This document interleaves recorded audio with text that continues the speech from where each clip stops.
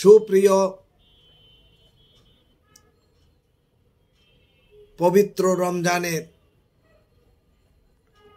রমজান পালনকারী ইমানদার মুসলিম ভাই ও বোনেরা, আমরা যারা সুস্থ আছি তারা সব খাবারই খেতে পারছি এবং খাচ্ছি, কিন্তু আমাদের অনেক বন্ধু মা বোনেরা রয়েছে যারা পবিত্র এই রমজান মাসে অনেক খাবার খেতে চান কিন্তু খেতে পাচ্ছেন না নানান ধরনের রোগের কারণে। এখানে আমি যারা ক্রনিক কিডনি ডিজিজে ভুগছেন তাদেরকে পরামর্শ দিয়ে বলছি, আপনারা প্রথম কথা ডাক্তারের পরামর্শ মোতাবেক চলবেন। ডাক্তার আপনাকে যে পরিমাণ পানি এবং যেসব খাবার খেতে নিষেধ করেছে সেই সব খাবার এড়িয়ে চলবেন। আমি এখানে অনুরোধ করব, লাল মাংস, ডিমের কুসুম, পালং শাক, পুঁই শাক, ডাল জাতীয় খাবার আপনি একেবারেই খাবেন না। আপনি পটাশিয়াম সমৃদ্ধ খাবার খাবেন না, যেমন পাকা কলা,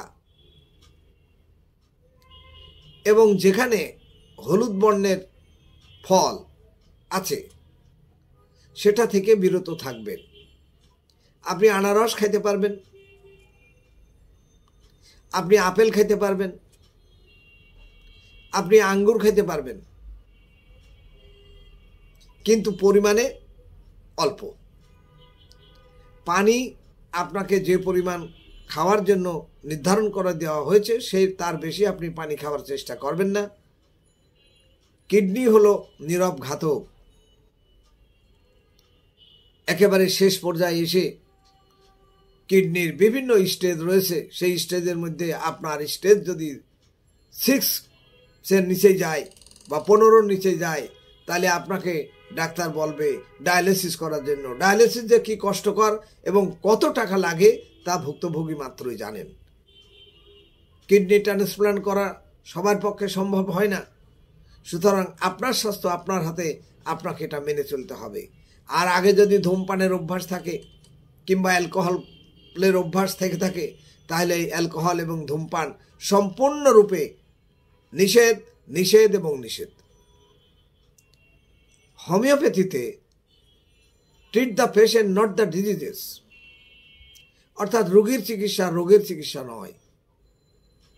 বিশ্বের প্রতিটি মানুষ যেহেতু পৃথক, পাসপোর্ট এবং হাতের থাম আলাদা, সুতরাং হোমিওপ্যাথি যদি বিজ্ঞ বিশেষজ্ঞ শিক্ষিত ডাক্তার হয়, তার কাছে আপনি চিকিৎসা সেবা নিয়ে দেখতে পারেন, উপকৃত হবেন, ক্ষতিগ্রস্ত হবেন না, এটা আশা করি। আপনাকে আল্লাহ হেফাজত করুক, সঠিকভাবে রোজা পালনে তৌফিক দান করুক, এই প্রত্যাশা করছি। আমিন, আমিন, আমিন।